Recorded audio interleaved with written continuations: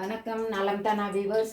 இன்னைக்கு அவரைக்காயும் சோயா சங்க்ஸும் வச்சு சப்ஜி ஒரு கிரேவி சப்ஜி செய்ய போகிறோம். இது வந்து ஆல் இன் ஒன் மாதிரி இட்லி, தோசை, சப்பாத்தி, பூரி, சாதம் இது எல்லாத்துக்குமே தொட்டுக்க மேட்சிங்காக இருக்கும். போட்டு சாப்பிட ரொம்ப நல்லா இருக்கும். இதை வந்து இப்போ எப்படி செய்கிறதுங்கிறத பார்க்கலாம். பீன்ஸும் இதில் வேணும்னா போட்டுக்கலாம் அவரைக்காய்க்கு பதிலாக. இதை ரெண்டையும் இந்த சோயா சங்க்ஸை எப்பொழுதும் சுடுதண்ணியில் ஊற வச்சுட்டு புழிஞ்சு எடுத்துக்கிட்டு அந்த அவரைக்காயும் இதையும் எண்ணெயில் லேசாக வதக்கிட்டு குழம்புலையும் அந்த குருமா வைக்கிறதுலையும் போட்டு வேக வச்சுக்கலாம். நான் வந்து கொஞ்சம் சீக்கிரம் செய்யணுங்கிறதுக்காக கொஞ்சமாக உப்பு போட்டு ரெடியாக வேக வச்சு எடுத்து வச்சுருக்கேன் இதை. அப்புறம் எப்பொழுதும் போல் வடை சட்டியில் எண்ணெய் ஊற்றி இதில் வந்து சோம்பு மட்டும் சோம்பு கொஞ்சம் போட்டு தாளிச்சிக்கலாம். இதை வெடிச்சிருச்சு. இப்போ கருவேப்பிலை, வெங்காயம், நல்லா பெரிய வெங்காயம் ஒன்று பொடியாக அரிஞ்சு அதில் கலந்து வச்சுருக்கேன். இது கொஞ்சம் வதங்கினதுக்கு அப்புறமேலு தக்காளியை போட்டு நல்லா ஸ்மாஷ் பண்ணுறாப்புல வதக்கிக்கணும். பாதி வதங்கிருச்சு பாருங்க. வெங்காயம் நல்லா வதங்கிருச்சு, நல்லா வாசமாகவும் இருக்குது. இதில் வந்து 2 தக்காளி போட்டிருக்கேன். நம்ம குவான்டிட்டி கூட கூட எல்லாமே அமௌண்ட் கூட போட்டுக்கணும். இப்போ 2 தக்காளி போட்டிருக்கோம். இது கொஞ்சம் நல்லா ஸ்மாஷ் ஆகணும்.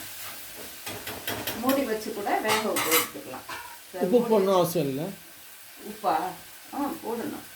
அப்புறமேலு இந்த மிளகாய் பொடி, கொத்தமல்லி பொடி, மஞ்சள் பொடி எல்லாம் போடுவோம். இது கொஞ்சம் வதங்கினதுக்கு அப்புறமேலு அது வரையிலும் கொஞ்சம் இதுக்கிட்ட இது வதங்கிக்கிட்டு இருக்கையிலேயே இதில் வந்து நம்ம காரத்துக்கு தகுந்தாப்புல மிளகாய் கூட போட்டுக்கலாம். நான் 1 மட்டும்தான் போட்டிருக்கேன்.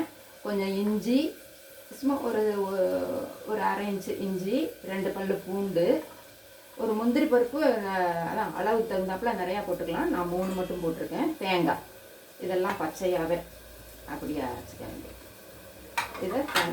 இது அப்புறமேல அவளும் இதில் கொஞ்சம் கலக்கணும். அந்த ஒரு திக்னஸ்க்காக கொடுக்கும், டேஸ்ட்டும் கொடுக்கும். இது அவளையும் சேர்த்துக்கிட்டா உடம்புக்கும் நல்லது. வேறு எந்தெந்த வழியில் சேர்க்க முடியுமோ அது மாதிரியெல்லாம் சேர்த்துக்கலாம். இப்போ அவளும் இதில் போட்டு நல்லா அரைச்சி எடுத்துக்கிட்டு வந்துடுறேன். அவங்கவுங்க காரத்துக்கு தகுந்தாப்புல போட்டுக்கலாம். இது நான் இப்போ ஒரு சின்ன ஸ்பூன் மட்டும் போட்டிருக்கேன். கொத்தமல்லி பொடி அது 1 போட்டோம்னா இது 1.5 பங்கு.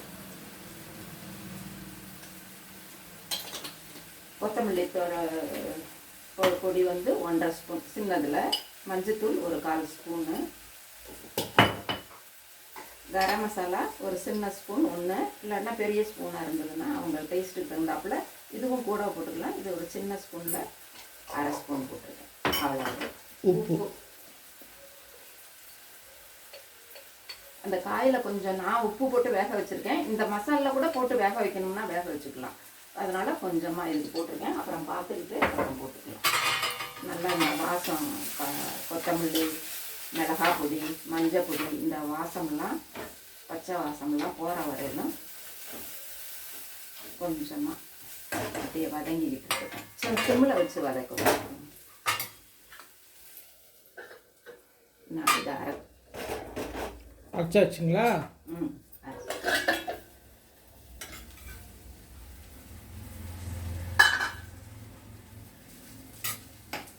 அரைச்சிட்டு வந்தாச்சு. இப்போ இது காரம் வெறும் பச்சை மிளகாய் மட்டும் கூட போட்டு அரைச்சிக்கலாம், மிளகாய் பொடி போடாமல். நான் இதில் இந்த பொடி சிவப்பு மிளகாய் பொடியும் கொஞ்சம் போட்டிருக்கிறேன். நமக்கு ஒயிட்டாக வேணும்னா வெறும் பச்சை மிளகாய் மட்டும் கூட போட்டு அரைச்சிக்கலாம். இப்போ இந்த மசாலா அந்த தாளிச்சதில் ஊற்றி கொஞ்சம் இதையும் ஒரு வதக்கிக்கலாம். அதுக்கப்புறமேலு தண்ணி ஊற்றிக்கலாம். ஒரு நிமிஷம்.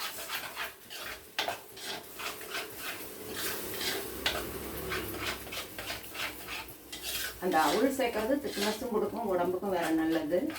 முந்திரி பருப்பும் வேறு சேர்றதுனால நல்லா இருக்கும். இது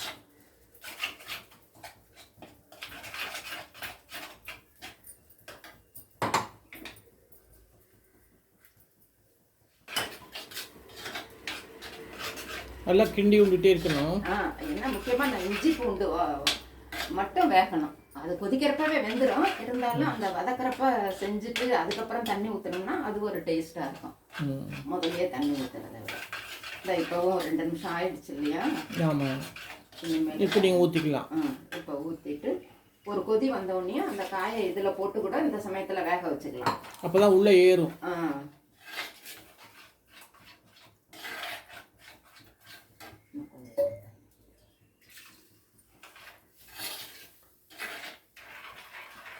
நம்ம வேணுங்கிற திக்னஸ்க்கு தகுந்தாப்புல தண்ணி கலந்துக்கலாம்.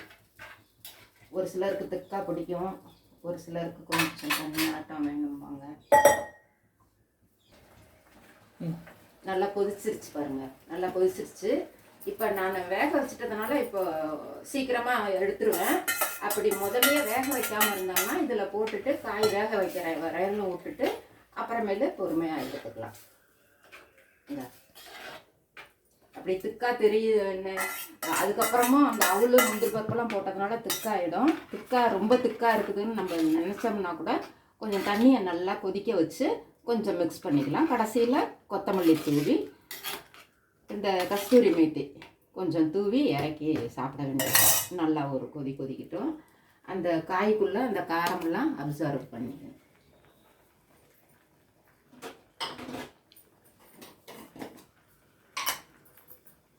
அப்புறமேல கடைசியில் கஸ்தூரி மேத்தி கொஞ்சம் அதில் போடுற கஸ்தூரி மேத்தி போட்டுக்கணும்.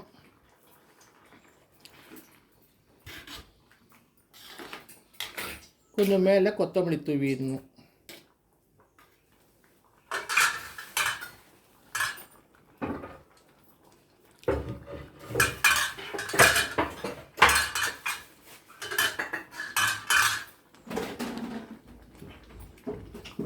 பாருங்கள் நல்லா கெட்டியாக ஆயிடுச்சு பாருங்கள், சூப்பராக வந்திருக்கு பாருங்கள். இப்போ பூரி எண்ணெய் கொதிச்சிருச்சு.